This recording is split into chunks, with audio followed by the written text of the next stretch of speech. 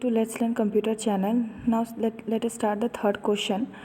When the object of a derived class is instantiated, the base class dash is called implicitly or explicitly to do any necessary initialization of the base class data member in the derived class object. पहला option है inheritor, constructor, initialisation या destructor. तो इस हिसाब से हमारा question ये कह रहा है कि जब भी हम ऑब्जेक्ट डिराइव क्लास का, दो क्लासेस होती हैं, एक तो बेस क्लास होती है, एक डिराइव क्लास होती है हमारे पास। बेस मतलब सुपर और डिराइव मतलब सब क्लास होती है। तो जब बेस क्लास हम इम्प्लिसिटली या एक्सप्लिसिटली हम कोई भी इनिशियलाइजेशन करते हैं डेटा मेंबर का, तो हम तब किसको बुलाते हैं यहाँ पर? तब हम किसको बुलाते हैं? कंस्ट्रक्टर को बुलाते हैं। कंस्ट्रक्टर की डेफिनेशन भी यही कहती है कि एक स्पेशल मेंबर फंक्शन है ये, जो कि क्या करता है, सेम नेम रहता है इसका, same name as its class name. जो क्लास का नाम होगा वही आपका कंस्ट्रक्टर का भी इनिशियलाइजेशन का नाम होगा। तो इसका मतलब ये होता है, जब भी क्या बोलते हैं हम कंस्ट्रक्टर को, when ever an object, so constructor is called automatically at the time of object creation. जैसे ही ऑब्जेक्ट क्रिएट होता है हमारा एक कंस्ट्रक्टर कॉल होता है। तो उसी के फॉर्म में दूसरी टाइप की लैंग्वेज यहाँ पर यूज़ कर रखी थी, इसलिए इसका आंसर क्या हो गया? कंस्ट्रक्टर। नेक्स्ट क्वेश्चन है हमारे पास। नेक्स्ट क्वेश्चन है state whether the statements are true और फॉल्स। हमें ट्रू या फॉल्स बताने, चार ऑप्शन दे रखे हैं हमें यहाँ पर ट्रू और फॉल्स बताने के लिए। तो सबसे पहला है a pointer is a variable that contain as value the address of another variable. ये तो ऑब्वियस सी बात है, पॉइंटर की डेफिनेशन यहाँ कही गई है कि पॉइंटर क्या है, एक ऐसा वेरिएबल है जो कि एड्रेस स्टोर करता है किसी और वेरिएबल का। ये तो हमें याद ही रहता है। नेक्स्ट है इसका ट्रू है ये हमारे पास, तो इसका ऑप्शन है हमारे पास ए ट्रू। हम देखते हैं नेक्स्ट में बी क्या बोल रहा है, a pointer that is declare to be of void can be dereferenced. ये फॉल्स है इसका आंसर। क्यों? क्योंकि जो वाइड टाइप का है इसका आंसर होना चाहिए a pointer that is declare to be type void can not be dereference. इसे डी रेफरेंस नहीं किया जा सकता, और यहाँ बोल रखा है कि डी रेफरेंस किया जा सकता है। नेक्स्ट है द एड्रेस ऑपरेटर, इसे हम क्या बोलते हैं? एम्परसेंट ऑपरेटर कहते हैं। इस ऑपरेटर को एम्परसेंट ऑपरेटर कहते हैं। Can be applied to only constant और एक्सप्रेशन, ऐसा नहीं होता है, इसलिए ये भी फॉल्स है। नेक्स्ट है the only integer that can be assign directly to a pointer is zero. नहीं, ये ट्रू है। ये वाला क्या है? द ओनली इंटीजर जिसको हम असाइन कर सकते हैं पॉइंटर को, वो सिर्फ ज़ीरो होता है। ठीक है, इसलिए सिर्फ पहला वाला है और फोर्थ वाला ऑप्शन है वो ट्रू है, और बीच के दोनों है वो हमारे पास फॉल्स है। Next question, which of the following statements is not true about the data warehouse के बारे में हमें बताना है। They must put data from the disparate source into the consistent format. Second है it has the data that is given information about a particular subject instead of about a company ongoing operation. या फिर it is a relational database that is design for query and analysis rather than for transaction process, या they are usually in the third normal form। ये usually किस में होते हैं? Third normal form में नहीं होते। क्या हमें बताना है? Not true with respect to data house. तो ये इसका आंसर है। नेक्स्ट क्वेश्चन पूछा गया है, six question, which of the following is a connectivity standard for transferring digital instrument data. ऐसा इनमें से चारों में से कौन सा हमारे पास है जो कि किसके लिए यूज़ किया जाता है? Transferring of digital instrument data.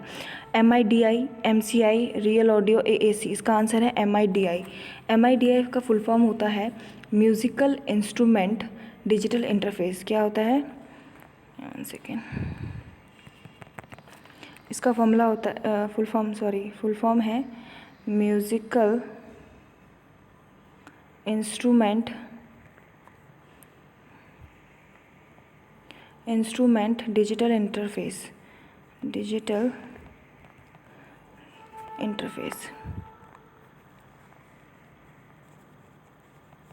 तो ये इसी के लिए यूज़ किया जाता है MIDI।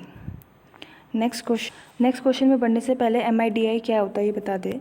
MIDI जो है एक प्रोटोकॉल है, is a protocol design for recording and playing back music on digital synthesizer that is suppose by many makes of personal computer sound card. Basically इसलिए यूज़ किया जाता है हमारा ट्रांसफरिंग डिजिटल इंस्ट्रूमेंट डेटा, जिससे हम क्या अगर रिकॉर्डिंग यूज़ कर सकते हैं, वो भी म्यूज़िक में। एक प्रोटोकॉल है हमारे पास जो कि डिज़ाइन किया जाता है रिकॉर्डिंग के लिए या फिर प्लेबैक म्यूज़िक के लिए जब हम यूज़ करते हैं तब MIDI यूज़ होता है। इसका फुल फॉर्म फिर से पढ़ लेते हैं, musical instrument digital interface. Next question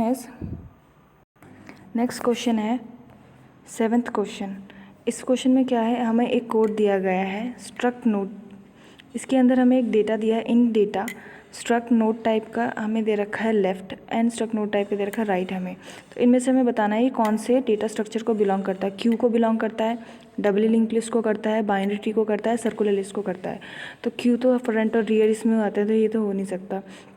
double link list में हमें फ्रंट में भी और एंड में भी दोनों तरफ चाहिए होता है, तो हमें 2 से ज़्यादा उसमें स्ट्रक्ट नोट की ज़रूरत पड़ेगी। नेक्स्ट है बाइनरी ट्री। बाइनरी ट्री में हमें पता है कि बाइनरी ट्री की डेफिनेशन भी यही कहती है कि binary tree is a tree data structure in which each node have at most 2 children. हमें पता है बाइनरी ट्री ही इसका आंसर है, क्योंकि जो ट्री होता है वो इस तरीके से कुछ बनता है जिसमें एट मोस्ट हमारे पास 2 चिल्ड्रन हो सकते हैं, 0 भी हो सकता है, एट मोस्ट मतलब कम से कम 0 या फिर 2 तो होनी ही चाहिए। तो ये इस साइड के हम क्या बोलते हैं, लेफ़्ट सब ट्री कहते हैं, और इस साइड को हम क्या कहते हैं, राइट सब ट्री। इस क्वेश्चन से हमें पता चल रहा है कि जो नोड हमें दे रखा है, स्ट्रक्चर दे रखा है यहाँ प्रोग्राम कोड का, ये बाइनरी ट्री के डेटा स्ट्रक्चर को डिवाइन करता है। सर्कुलर लिंक लिस्ट भी नहीं होगा ये, इसका आंसर हो जाएगा बाइनरी ट्री। बाइनरी ट्री में ये ध्यान रखना है कि इसमें एटमोस्ट 2 चिल्ड्रंस होते हैं हमारे पास बाइनरी ट्री में, लेफ़्ट और राइट। नेक्स्ट क्वेश्चन है 8th question, DOM represent a web page in what way. तो ये है हमारे पास dynamic structure, recursive structure, tree like structure या हैश टेबल। तो ये इसका आंसर है ट्री लाइक स्ट्रक्चर में। DOM कैसे रिप्रेजेंट करता है हमारे वेब पेज। DOM का फुल फॉर्म है डॉक्यूमेंट ऑब्जेक्ट मॉडल। तो इसका आंसर हो गया tree like structure. Next question है 9th question, C++ views each file as an array, a set of records, a sequential streams of byte या sequential linked list। इसका answer है a sequential streams of byte। C++ हर एक file को कैसे view करता है, a sequential streams of byte। Next question है which image file format has lossless image files, meaning that they do not need to compress or lose any image quality or information, although there are options for compressions allowing for very high quality image but also larger file size। GIF, JPEG, PNG या TIFF। इसका answer है TIFF।